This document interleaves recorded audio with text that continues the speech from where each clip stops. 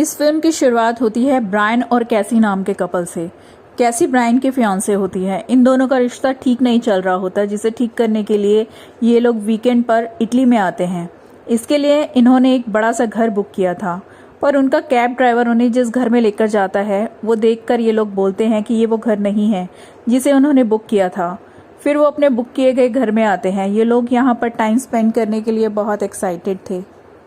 ये घर बहुत ही बड़ा और शानदार था। उनके वेलकम के लिए घर के ओनर ने उनके लिए एक वाइन की बोतल रखी होती है। साथ ही उसका एक नोट भी होता है जिसमें लिखा होता है कि मैं नज़दीक के ही शहर में हूँ, अगर आपको मेरी ज़रूरत पड़े तो आप मुझे फ़ोन कर सकते हैं।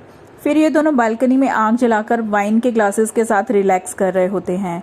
ये दोनों वो मोमेंट एंजॉय कर ही रहे होते हैं, तभी ब्रायन का फ़ोन बजता है। कैसी कहती है कि जब तक हम लोग यहाँ पर हैं हम दोनों अपने फ़ोन बंद करके रखेंगे। जैसे ही वो अपना फ़ोन ऑफ करने के लिए जाता है तभी कैसी के फ़ोन पर उसके एक्स बॉयफ्रेंड का कॉल आता है। दरअसल में इसी की वजह से ही कैसी ने ब्रायन को चीट किया था और उनके रिलेशनशिप में प्रॉब्लम्स का रीज़न भी वही था, और इन प्रॉब्लम्स को ही सॉर्ट आउट करने के लिए वो लोग यहाँ पर ठहरे थे। इस फ़ोन कॉल की वजह से ब्रायन बहुत ज़्यादा अपसेट हो जाता है और तभी कैसी उसे नीचे पूल में बुलाती है।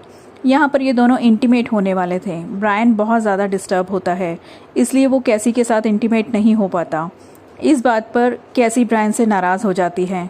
जब रात को कैसी सो रही होती है तो ब्रायन उसके पास जाता है और उसे मनाने की कोशिश करता है, पर नाकामयाब रहता है। फिर वो घर की चीज़ें देखने लगता है।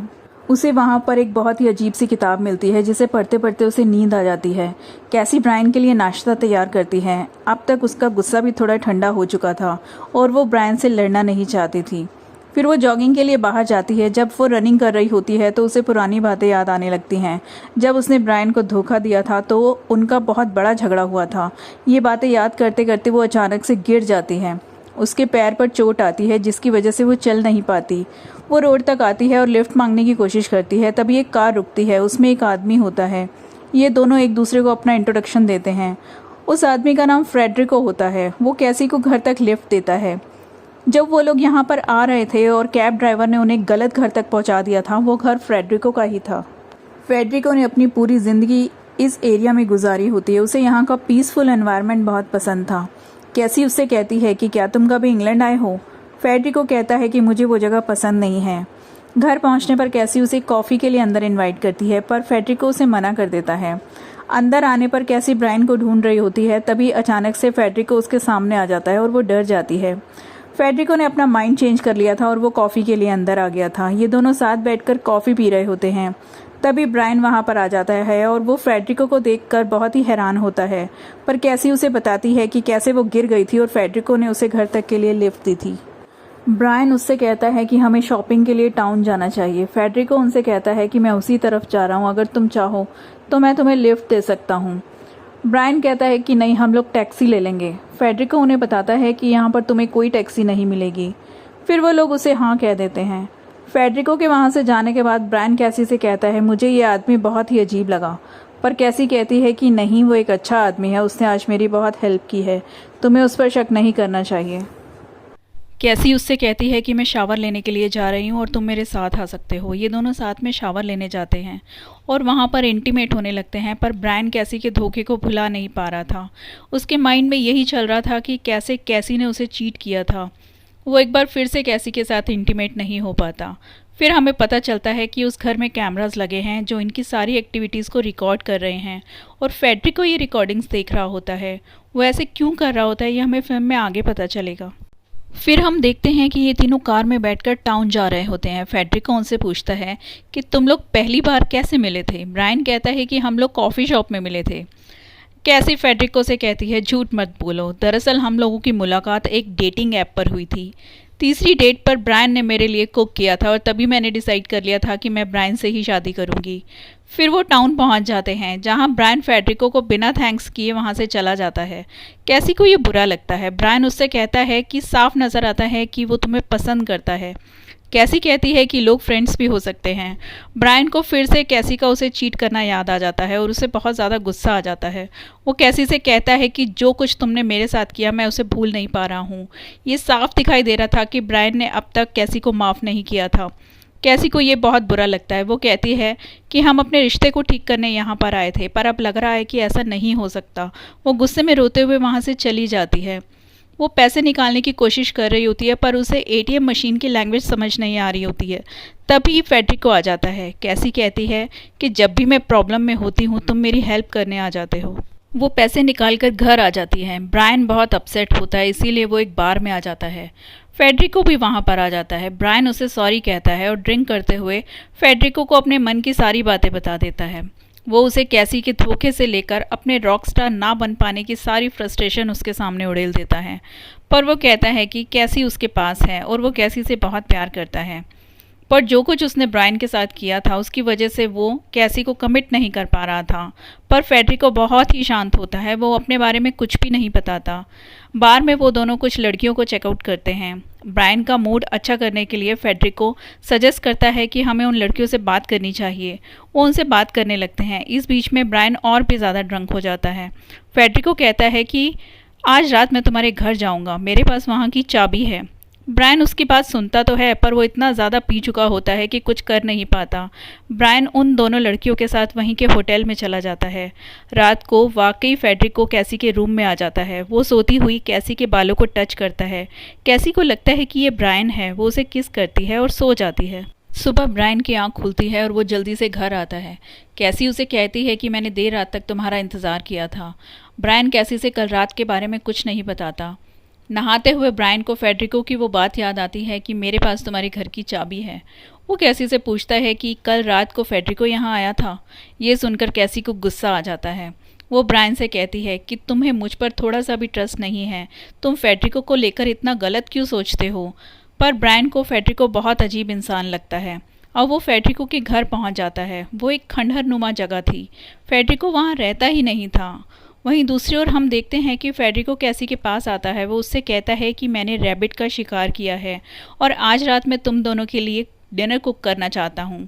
कैसी उसे परमिशन दे देती है। ब्रायन भागते हुए घर आता है। वो देखता है कि फेडरिको और कैसी बात कर रहे होते हैं।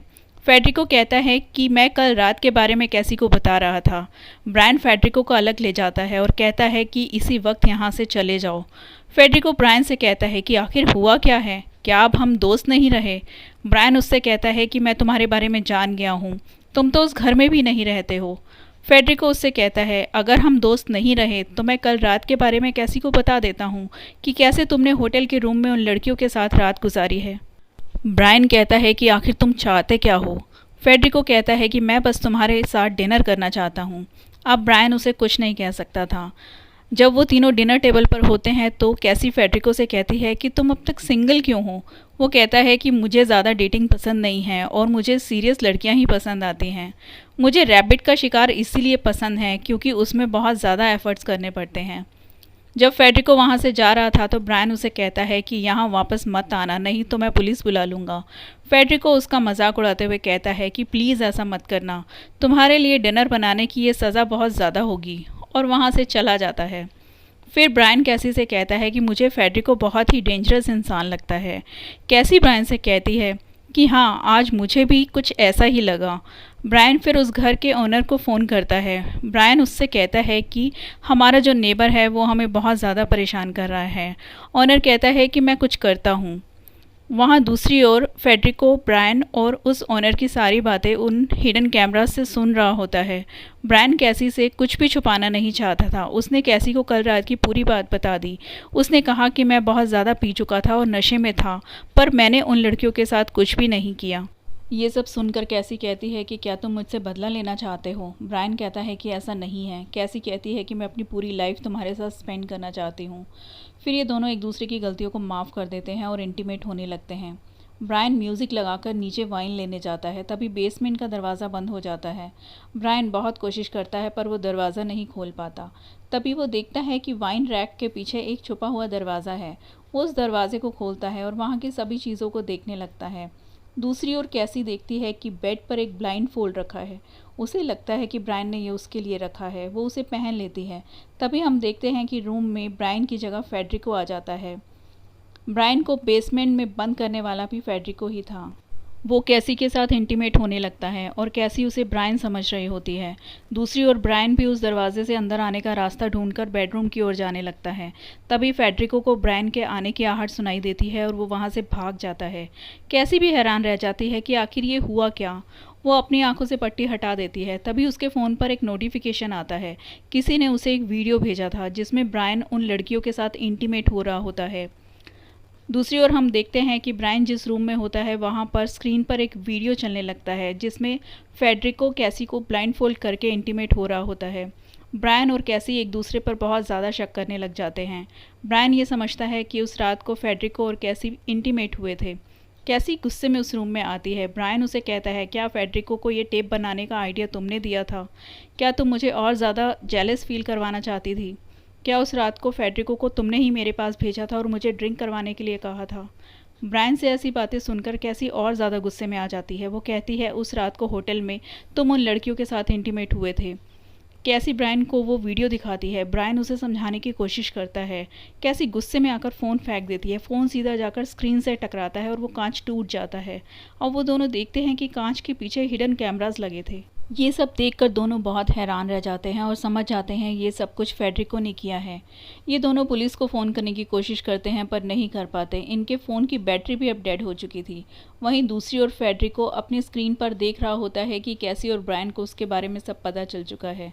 वो सीधा वहीं पर आ जाता है। वो कहता है कि तुम लोगों को इन कैमरास के बारे में पता नहीं लगना चाहिए था। ब्रायन कहता है कि प्लीज़ हमें जाने दो, इस बारे में हम किसी को कुछ नहीं बताएंगे। दरअसल में ब्रायन डर गया था। फेडरिको उनसे कहता है, वैसे तो मैं यहाँ रह रहे लोगों को सिर्फ देखता हूँ, उनकी लाइफ में इंटरफेयर नहीं करता, पर कैसी को देखते ही मुझे उससे प्यार हो गया। फेडरिको के हाथ में चाकू था। ब्रायन उससे वो चाकू छीनने की कोशिश करता है और दोनों में हाथापाई हो जाती है। तभी कैसी के हाथ में एक कील लगती है। वो उसे सीधा फेडरिको के पेट में मार देती है जिससे वहीं पर फेडरिको की मौत हो जाती है। अब इन दोनों को समझ में नहीं आता कि क्या करें। ब्रायन कहता है कि हम अलग देश में हैं, इसलिए हम पुलिस के चक्कर में नहीं पड़ सकते। कोई हमारी बात नहीं समझेगा, सब हमें ही कसूरवार मानेंगे। वो दोनों सोच ही रहे थे कि इस बॉडी का क्या किया जाए। तभी उस घर का ओनर वहाँ पर आ जाता है। वो कहता है कि मैं चेक करने आया था कि सब ठीक है या नहीं। अब तक ब्रायन और कैसी ने मिलकर वो डेड बॉडी छुपा दी थी। ब्रायन होम ओनर से कहता है कि वो आदमी अब हमें परेशान नहीं करता, अब वो यहाँ पर नहीं आएगा। होम ओनर उससे कहता है, फेडरिको पहले पास के ही घर में रहा करता था पर उसे कोई फाइनेंशियल प्रॉब्लम आ गई, इसलिए वो यहाँ से चला गया। वो नहीं जानता था कि फेडरिको अब भी उस घर का इस्तेमाल कर रहा था। अब वो होम ओनर फेडरिको के घर जाता है और सारे कैमरास चेक करता है। यानी फेडरिको और वो होम ओनर दोनों मिलकर ये काम कर रहे थे। वो रिकॉर्डिंग में चेक करता है कि किस तरह से उन लोगों ने फेडरिको को मार डाला। ये देखकर वो गुस्से में आ जाता है और वापस ब्रायन और कैसी के पास आता है। वो कैसी से कहता है, मैं जानता हूँ तुमने क्या किया है, तुम अपना गुनाह कबूल कर लो। तभी पीछे से ब्रायन उसे भी मारने के लिए आता है। तभी वो ब्रायन को गन पॉइंट पर ले लेता है। ब्रायन कहता है कि वो हमें मारने वाला था, हमने सिर्फ सेल्फ डिफेंस के लिए उसे मारा। होम ओनर उससे कहता है, जो भी हो तुम्हें उसे नहीं मारना चाहिए था, अब तुम लोगों को मारने के सिवा मेरे पास और कोई रास्ता नहीं है। तभी पीछे से कैसी उसे चाकू मार देती है। वो भी वहीं पर मर जाता है। ये दोनों मिलकर दोनों डेड बॉडीज़ को जला देते हैं। ब्रायन फेडरिको के घर जाता है और सारी रिकॉर्डिंग्स डिलीट कर देता है। ये जो कुछ भी हुआ उसे लेकर कैसी बहुत ज़्यादा अपसेट थी। ब्रायन उससे कहता है, ये सीक्रेट हम दोनों के बीच ही रहेगा, किसी तीसरे को इसके बारे में कभी पता नहीं चलेगा। इसके बाद ये दोनों इंटीमेट हो जाते हैं। जितनी भी प्रॉब्लम्स इन दोनों ने फेस की उससे इन दोनों का रिलेशन और ज़्यादा स्ट्रॉन्ग हो गया। फिर ये दोनों वहाँ से चले जाते हैं। फिर इस फिल्म में एक ज़बरदस्त सा ट्विस्ट आता है। उस घर के बाहर भी कैमरास लगे थे। जो भी वो रिकॉर्ड कर रहे थे वो एक प्राइवेट वेबसाइट पर लाइव टेलीकास्ट हो रहा था। जो कुछ भी उस घर में हुआ, जिस तरह से इन दोनों ने वो मर्डर्स किए, वो डायरेक्ट वेबसाइट पर दिखाई दे रहा था। दुनिया भर के लोग जो भी उस वेबसाइट को यूज़ कर रहे थे वो सब कुछ देख रहे थे। वो सब लोग वेबसाइट पर ये क्राइम होते हुए देख रहे थे और कोई कुछ बोल नहीं सकता था क्योंकि ये वेबसाइट इलीगल थी। इस वेबसाइट पर उस घर की तरह और भी दुनिया भर के बहुत सारे होटल्स थे जहाँ पर हिडन कैमरास लगे थे और वहाँ की लाइव कवरेज उस वेबसाइट पर टेलीकास्ट होती थी।